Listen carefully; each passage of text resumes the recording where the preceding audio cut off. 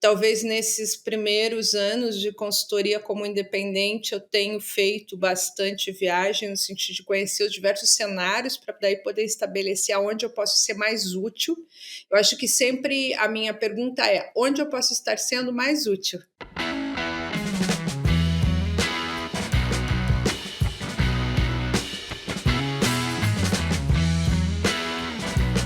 Olá pessoal, sejam todos muito bem-vindos a mais um episódio do nosso podcast O Aviário, e nós estamos completando 100 episódios, e para marcar esse momento do nosso podcast nós estamos fazendo uma coisa diferente. Nós somos 3 hosts, né, do projeto, e aqui agora vai ser host e entrevista host, né? Então hoje eu tenho o prazer aqui, a satisfação de estar entrevistando, certo, a doutora Elizabeth Santin, que é uma velha conhecida, velha, não, essa palavra é ruim, né?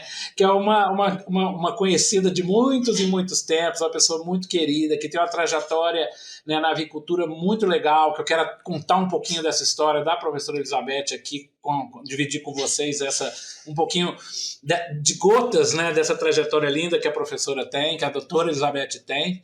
E eu queria inicialmente, Beth, falar um pouquinho mesmo como é que é esse projeto que a gente participa junto do nosso podcast, né, o Aviário. Como é que você tem lidado com isso? O que você está achando de participar desse projeto? Como é que tem sido as suas entrevistas? É claro que eu acompanho todas, né? Mas eu queria que você falasse um pouquinho desse projeto, para a gente começar. Antes, gente, deixa eu apresentar aqui a professora Elizabeth Santin. Ela é médica veterinária, né? Eu vou deixar melhor ainda ela mesma se apresentar. Eu queria mais comentar assim, um pouco do que eu conheço da Beth, que é uma pessoa assim, que de uma determinação fantástica. Eu me lembro que eu conheci a Elizabeth, ela fazia mestrado em jabuticabal, mestrado, né? Era mestrado. E ela, assim, sabe, de uma vontade muito grande de, sabe, de conhecer novas técnicas, de se interar melhor com a agricultura. Ela foi para os Estados Unidos com a cara e a coragem, sem bolsa, sem nada, só para entender como é que funcionava a academia nos Estados Unidos. Enfim, aí ela teve uma trajetória, entrou na universidade, criou, né, novos padrões para a agricultura brasileira, não parou de crescer cientificamente. Hoje é um dos orgulhos da nossa, né, das nossas cientistas do Brasil. Tem uma área na parte de sanidade animal, na parte de sanidade, especialmente sanidade intestinal, né, a parte de medir imunidade, que é uma referência para todos nós. Então é muito legal estar aqui, Beth, com você hoje, né, explorando um pouquinho aí dessa sua sabedoria, explorando um pouquinho dessa sua expertise em tantas áreas da avicultura. Mas eu volto, né, eu queria que inicialmente você se apresentasse, falasse um pouquinho do seu currículo, né, que eu acho que muita gente já conhece, e depois falasse um pouquinho desse nosso projeto do aviário. Bom, prazer estar aqui contigo, Café, conversar com você. Obrigada pelas palavras. E realmente, assim, muito feliz de estar nos nossos 100 episódios aí. Acho que é uma conquista de todo mundo, né? Nossa, de host, mas com certeza de todo o pessoal que está por trás aí, que organizou, né? O pessoal do Isenetics. E também de todos os entrevistados, né, que vêm e de boa vontade conversam com a gente. Para mim tem sido um projeto lindo, lindo, e eu tenho aprendido muito com os entrevistados e tenho me divertido, e eu penso que o principal objetivo é que a gente possa levar isso, né, para o pessoal, e que a gente possa levar mensagens para quem está nos escutando, né? Eu sei que também é um público bastante diverso, então é uma coisa que a gente tem que estar sempre se preocupando, não é só levar a parte técnica, mas levar também bastante esclarecimento sobre a produção, né? E também muita coisa de filosofia, porque de certa forma, assim, nós como profissionais temos que tirar dos nossos entrevistados assim a filosofia de vida deles, o objetivo de vida deles, porque eu acho que cada um deles traz aqui uma uma experiência que é bastante louvável e que eu acho que ajuda todo mundo que está escutando. Eu, pelo menos, quando faço entrevista, tomo muito, assim, essa visão do entrevistado, né, então tem sido bem legal, e agradecer a todo mundo que faz parte disso. Imagine ter à disposição uma solução que combine rapidez e interpretação personalizada para gerenciar os riscos das micotoxinas em sua empresa? A Pegasus Science é a resposta. Realizamos a quantificação em tempo real das principais micotoxinas, promovendo decisões mais assertivas, resultando em um gerenciamento macroeconômico e sustentável. Não, com certeza, né, Beth? Assim, a informação técnica é super importante, a gente está sempre abordando, mas como você falou, isso já num cenário mais consolidado, aí vira uma informação mais assim, né, já traz a experiência daquele entrevistado, daquele assunto, então ele é capaz de, além de dar, né, alguns conselhos, algumas informações que vai além do conhecimento, né, porque já está meio que digerido com a experiência daquela pessoa, é bem nesse gênero mesmo. Eu acho que a gente tem sido feliz atingindo o nosso objetivo de fazer uma conversa técnica de uma forma bem leve, bem descontraída e assim, e acaba que a pessoa que acompanha o episódio aprende aquele assunto, né, daquela pessoa. E hoje, então, para a gente, né, pegar um pouco desse viés aí, eu queria, Beth, que você comentasse, eu acho assim, né, para aquelas pessoas que te conhecem, né, você teve a coragem aí de fazer uma migração, de ter saído de uma universidade federal, certo? E ido para o mercado, certo? Aí, de consultoria, né? E eu acho que, assim, todo mundo sabe, né, da estabilidade de ser um professor numa federal, né? E, assim, sair dessa situação e navegar, né, nessa questão do mercado, né, de consultorias não é uma, né, decisão fácil. Eu queria que você contasse para a gente exatamente como que você está enxergando, você que tem, né, está vivendo esse lado, né, desse mercado de consultorias, viajando o mundo todo, conhecendo empresas de toda, né, de todas as modalidades. Como é que tem sido essa experiência? O que você poderia trazer para, né, as pessoas que acompanham a gente aqui em relação a essa experiência sua, né, de ter saído da academia e ido para o mercado? Bom, primeiro falar que eu sempre fui muito curiosa, né? Você já me descreveu desde o começo, assim, sempre querendo ver as coisas, saber como é que era tudo de uma maneira diferente. Eu gosto muito de aprender, acho que posso me considerar uma eterna aprendiz aí toda vez que eu paro, penso e escuto as pessoas, eu quero aprender alguma coisa. E sempre alguém está me ensinando alguma coisa. Então, eu estava na universidade, uma carreira bastante estável ali. Nós criamos um laboratório, tinha muitos alunos, né? Muitos dos meus alunos aí estão no mundo, que é sempre um orgulho. Eu digo que eu nunca vou deixar de ser professora, porque acho que professor é um negócio que, que fica na gente, não tem mais como tirar, né? Como se fosse uma marca aí que entra.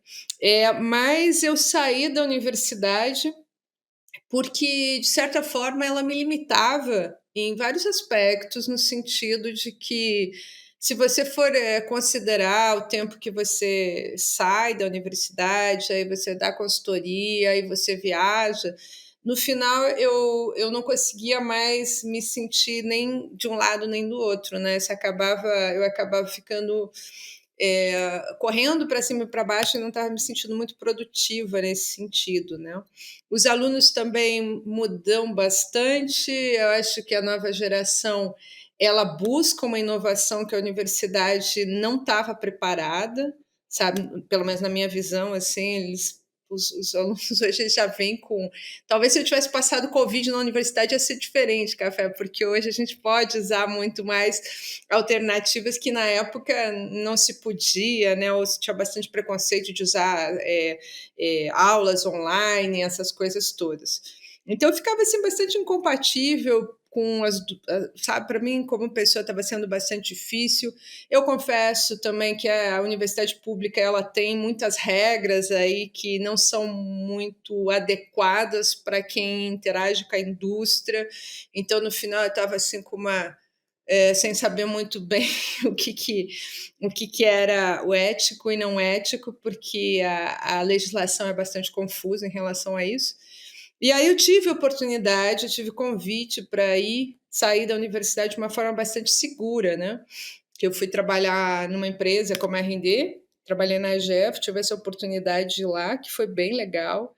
Eu aprendi muito E depois eu também senti que ficar ligado a uma empresa especificamente não era muito o que eu queria. Voltei a, curiosamente, querer conhecer o mercado e hoje eu estou rodando bastante o mundo.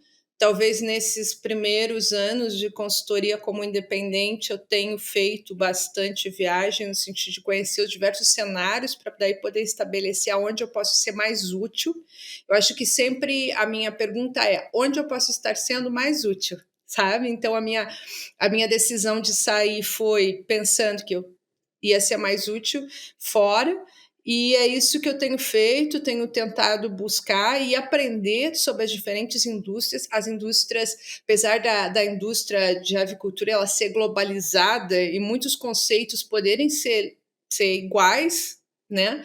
Mas existe assim muita particularidade em cada país, em cada região, na forma como criam, no objetivo que as pessoas fazem essa criação de aves. Eu tive a oportunidade de trabalhar com outras espécies, além da avicultura, né? Não de forma tão direta, porque não é o que eu conheço, mas como pesquisadora, você não precisa ficar restrito a uma espécie quando você não está ligado a uma cadeira da universidade onde você é responsável por aquilo, né? Então, assim, tanto no RD que eu trabalhei e nas empresas que eu dou consultoria hoje, eu trabalho com uma visão de pesquisa, que não necessariamente é só avicultura. Então, assim, a gente sabe assim, que metodologia é a mesma.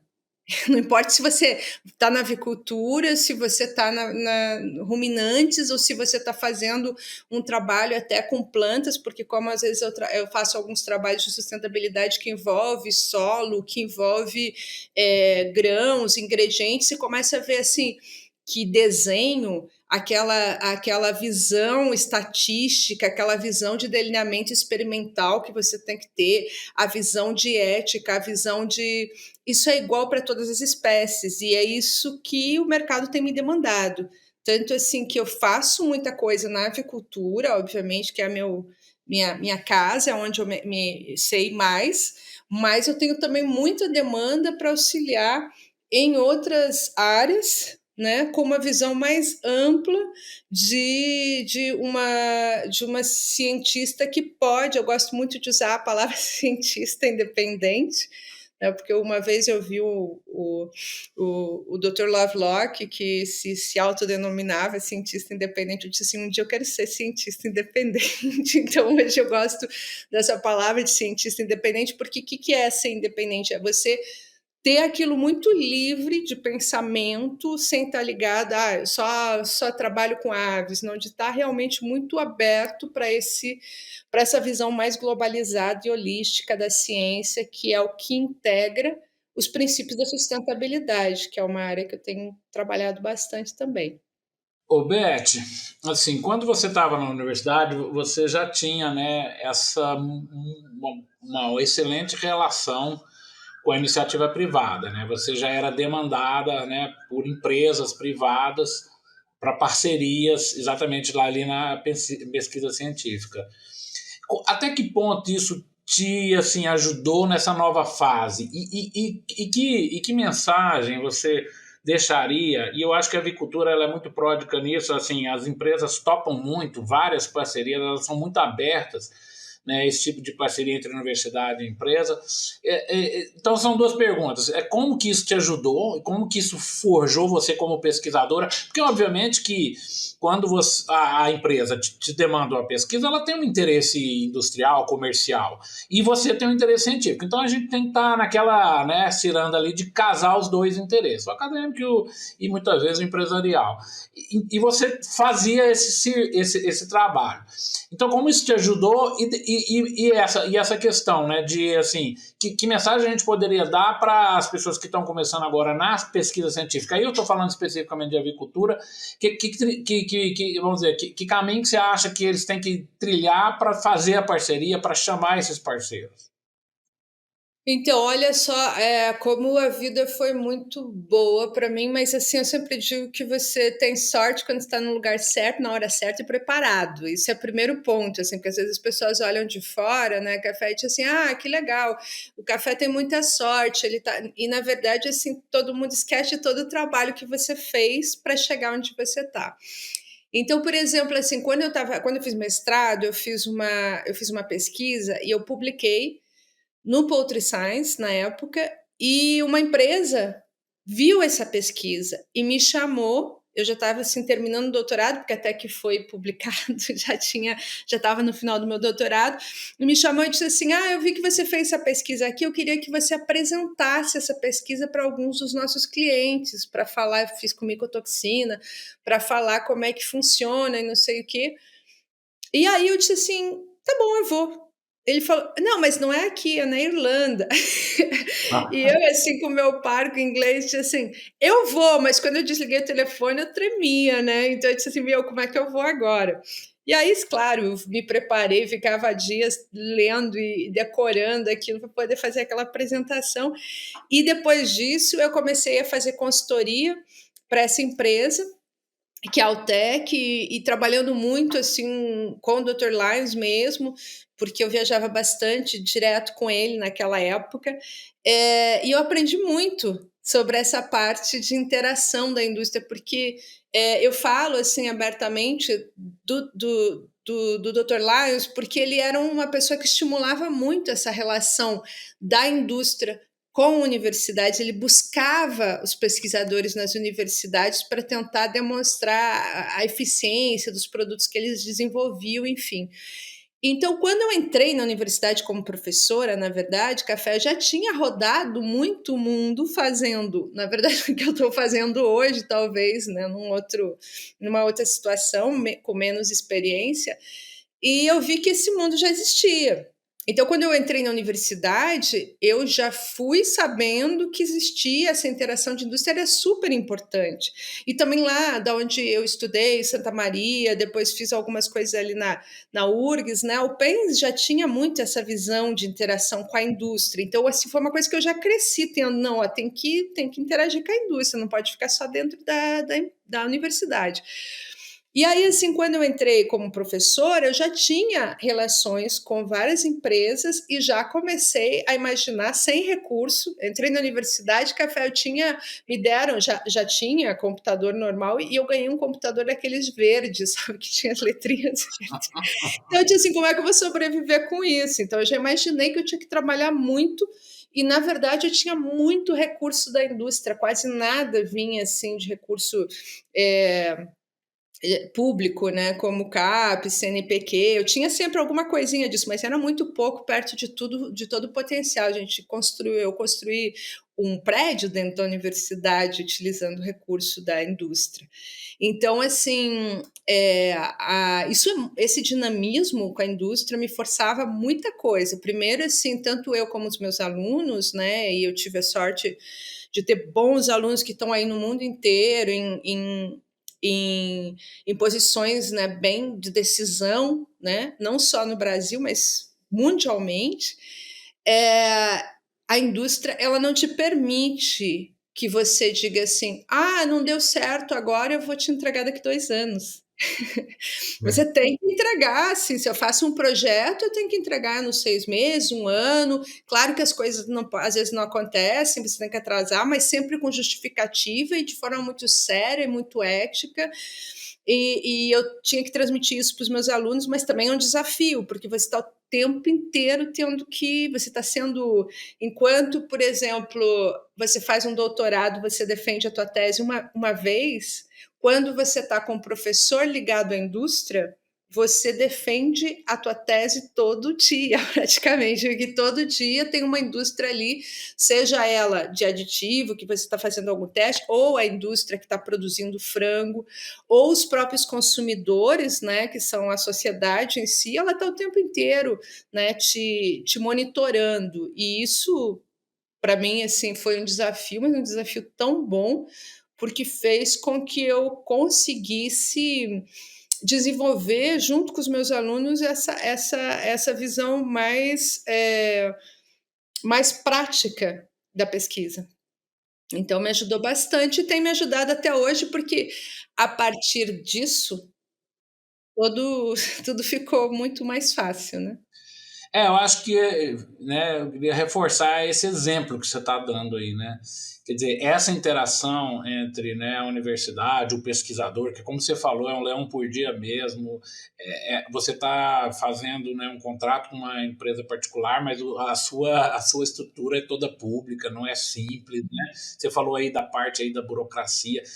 O pesquisador detesta burocracia e hoje cada vez os líderes burocratas das universidades, esses burocratas, parece que eles têm uma criatividade infinita de botando barreiras e barreiras e barreiras. Mas eu acho, voltando a isso, esse exemplo aí que eu acho que eu queria reforçar aí para a moçada que está começando aí a pesquisar, é o exemplo da professora, que assim, que vai atrás da iniciativa privada. A iniciativa privada tem o interesse em fazer a parceria, desde que haja, né, vamos dizer, a estrutura mínima e haja seriedade, e com isso todo mundo ganha, e principalmente o professor pesquisador, já que não tem mais recursos, né, públicos, né, então, e a avicultura é muito pródica nisso, as empresas topam ajudar, né, assim, com bons projetos e exatamente nessa linha.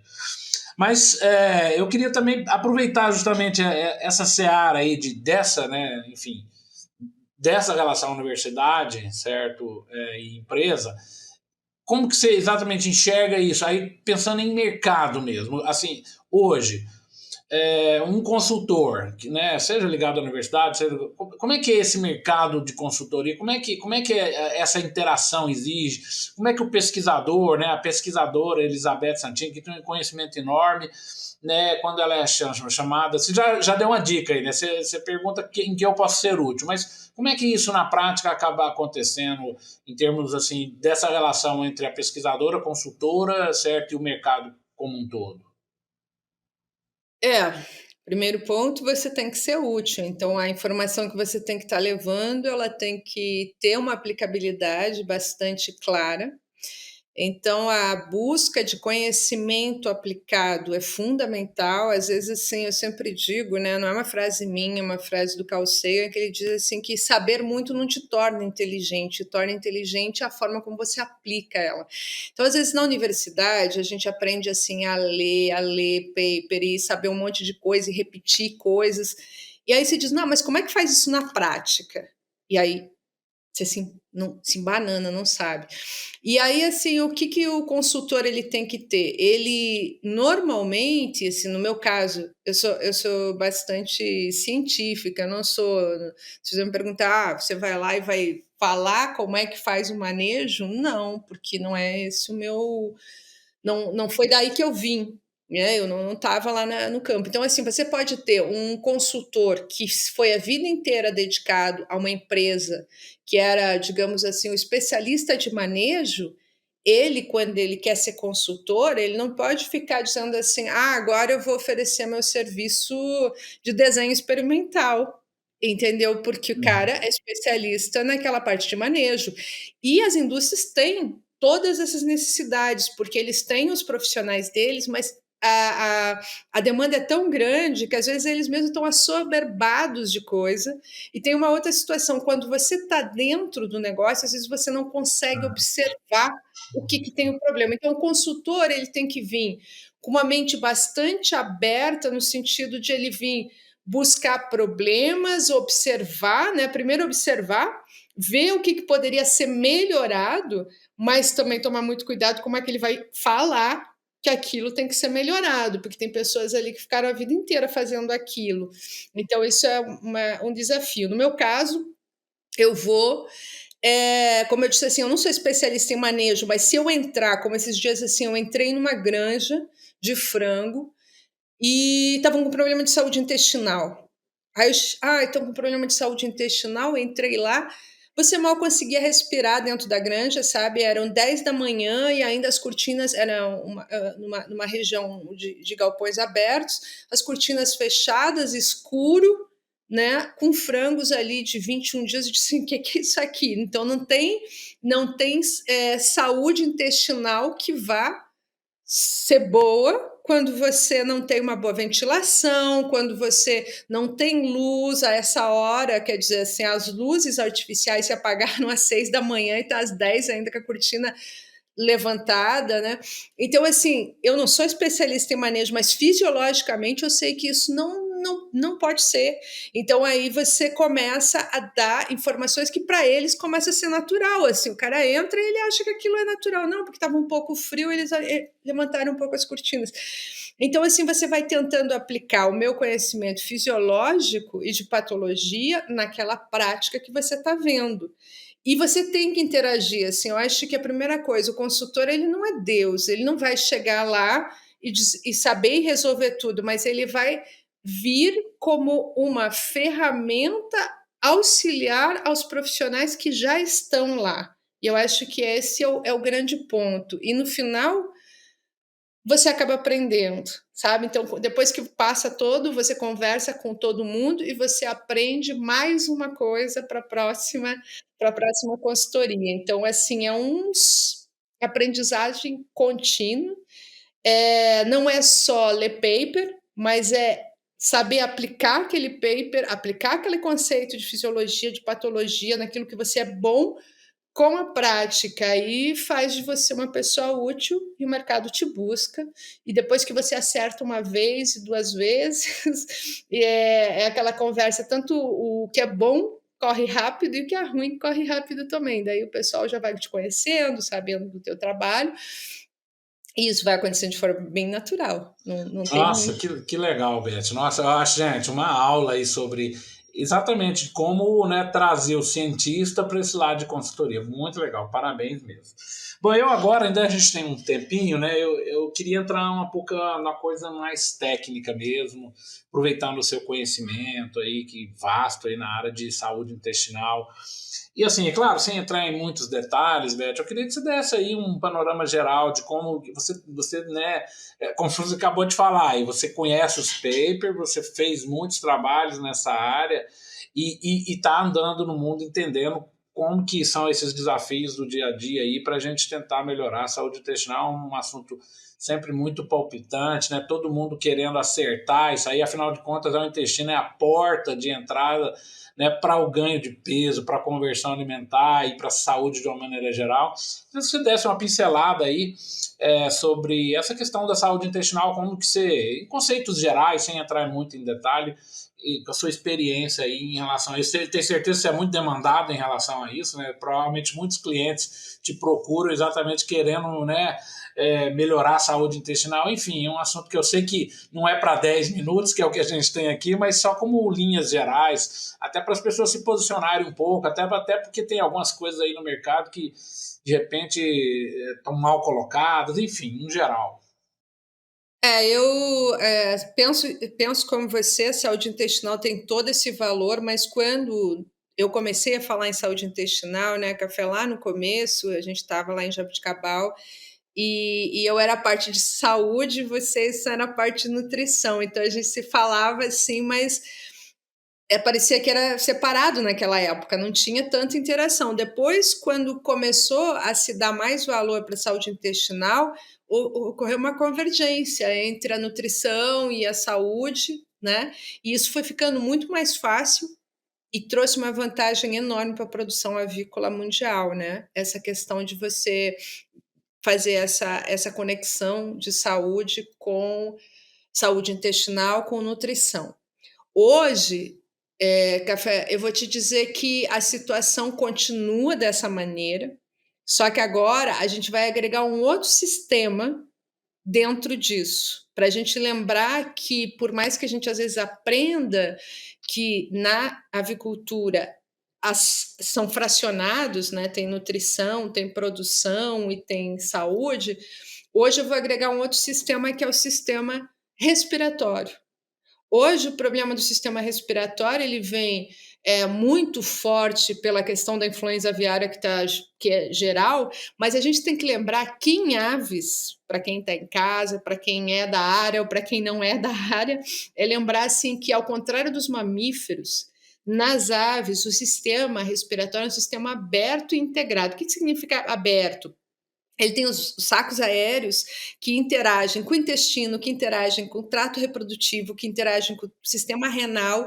E então, assim, a gente focou muito no trato digestório. Eu achei fantástico, a gente teve super crescimento em relação a isso e deve continuar tendo. Mas, assim, a gente tem que lembrar de integrar agora também o sistema respiratório, porque ele pode ser afetado tanto de forma indireta pelo sistema digestório, porque quando você tem um problema digestório na ave, ela defeca, ela tem essas desbioses, né, que seria essa desequilíbrio entre a microbiota e a resposta imunológica do animal, que é o equilíbrio junto com a nutrição, que é a base da saúde intestinal.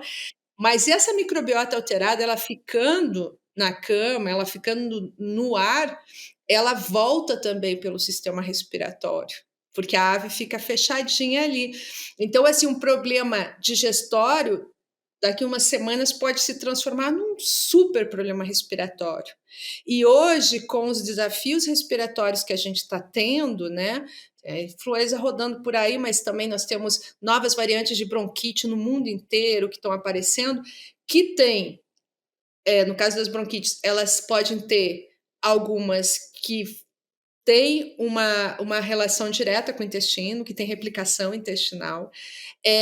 Nós temos problemas diretamente desse problema respiratório a chegar no intestino por vias indiretas, né, por vias dos sacos aéreos. Então, isso mostra que hoje também a gente vai ter que agregar esse sistema para a gente entender e trazer benefícios dentro. Não sei se eu compliquei aí, mas o fato é dizer que realmente complicou as coisas. Primeiro, nós estávamos com nutrição, saúde intestinal e imunidade. Tivemos um grande desenvolvimento nessa área e hoje a gente está vendo que essa conexão vai além, entrando no trato respiratório e que o futuro agora não é ser especialista em trato respiratório, ou porque eu sou nutricionista, não, tem que saber isso também. Não, mas é entender que essa conexão de microbiota que existe entre todos os sistemas, ela é a chave. É a chave para a gente conseguir melhorar o que a gente já tem conseguido de bom na produção de aves. Eu acho essa mensagem super relevante, super moderna, e você tem toda a razão. Não dá para a gente olhar para a ave com, né, estanque ali, é uma coisa, né, respiratório, digestivo, imunitário, enfim. E você tem toda a razão, elas se conectam o tempo todo, ainda está lá, né, no sistema de produção, com desafio ambiental enorme, com calor, com frio, tudo isso junto. E eu quero até te parabenizar por essa visão, que a gente tem que tentar quebrar, cada um especialista no seu canto. Não, a gente tem, quanto mais, né, ser multidisciplinar, uma departamento conversar com o outro, é por aí que as soluções vão ser encontradas. Eu achei isso super legal. Adorei ouvir isso aí do respiratório, para mim é uma novidade, assim, acaba que a gente como é que fala, impelido a ver coisas como diferentes, né, mas elas estão juntas, né? Mas assim, ó, não quer dizer que não seja especialista. A gente tem muitos aí do pessoal que está fazendo mestrado, doutorado, você vai ser especialista mesmo, você vai se definir dentro daquilo, mas não fechem a estrutura, interajam com os outros especialistas de outras áreas e não imaginem que só o que você estuda é que faz a diferença. Eu acho que quanto mais você tiver a cabeça aberta de escutar os especialistas das outras áreas, nós vamos chegar à solução. Porque o profissional, assim, eu acho que o consultor, que se alguém quiser ir para a área da consultoria, digamos assim, ele vai ser mais efetivo quanto mais ele conseguir trabalhar com os diferentes especialistas que tiver no mercado. Assim, você não vai conseguir ter todas as respostas, mas quanto mais você conhecer pessoas que saibam respostas que você não tenha, você está construindo uma solução para todo mundo. E isso é o que a gente busca. Acho que, assim, primeira coisa, o profissional ele deve estar bem claro que o objetivo dele não é ele próprio, não é ganhar dinheiro, entendeu? Café, para mim, assim, ganhar dinheiro, a questão financeira, ela é um resultado uma consequência de você ser um bom profissional. O bom profissional é assim, se eu sou da área de produção avícola, eu quero que a produção avícola seja muito bem estruturada, bastante sustentável, que não tenha impacto negativo para o planeta e que traga um produto de boa qualidade na mesa do consumidor. Então, esse é o meu objetivo. E para ter esse objetivo, eu vou precisar do café, que é um bom nutricionista, eu vou precisar de outra pessoa que saiba a parte de manejo. Então, quanto mais nós tivermos essas mentes pensantes trabalhando juntas, a gente vai conseguir o objetivo final da produção avícola, que é de ser produzir um alimento saudável para todo mundo, né? Muito legal, acho que essa é uma mensagem que realmente ela tem uma pegada que é muito importante, né? Você falou aí, a gente está falando de integração do sistema na árvore, você ainda fala mais ainda da sustentabilidade, como que tudo isso se interage com o meio ambiente, e tudo isso está tudo misturado, você tem toda a razão, os desafios nossos técnicos a cada dia, e é exatamente e essa pegada da integração entre diferentes né, segmentos, que com certeza é a receita aí para, né, conseguir acertar o alvo aí e atingir o sucesso. Bom, estamos caminhando para o fim aqui, Beth. Primeiro, né, de novo, agradecer, é um prazer enorme falar aqui com você. A avicultura tem isso, né? Aliás, esse podcast tem nos dado esse presente aí, né, de rever amigos, né? A gente interagiu lá no começo das nossas, né, carreiras profissionais, você, né, lá em Jabuticabal, assim, com aquela dedicação hard ali, né? Depois, né, foi construindo a sua carreira. É claro, a gente sempre se, né, encontrou ao longo aí em vários momentos, mas é muito legal, né, revisitar e ver, né, tanta gente boa que exatamente alcançou o sucesso, exatamente baseado, e a receita é essa, né? A receita é o estudo, é a dedicação, tá ali, né, se crescendo profissionalmente, né? Então, muito bom, tô assim, me sinto felizardo aqui de estar participando desse nosso projeto aí, revendo pessoas como você, por exemplo.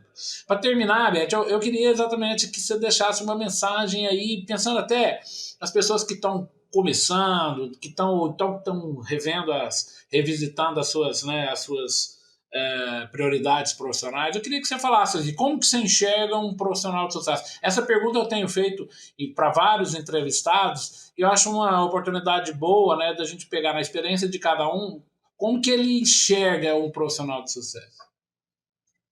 O profissional de sucesso, para mim, ele é o cara que tem um objetivo muito claro do que ele quer na vida. E esse objetivo ser um objetivo da comunidade e não dele próprio.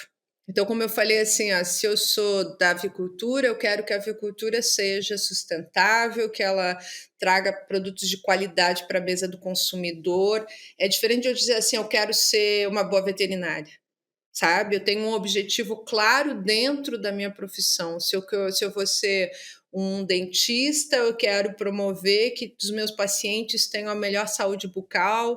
Se eu sou um advogado, então, assim, esse objetivo, que não seja um objetivo individual, mas um objetivo coletivo, para mim, a chave do bom profissional, porque se ele tem isso de forma clara, ele vai saber que ele vai ter que interagir com outros profissionais, ele vai ter muito respeito pela profissão dele, vai ter ética e vai se construir. Isso vai acontecer de forma bastante natural.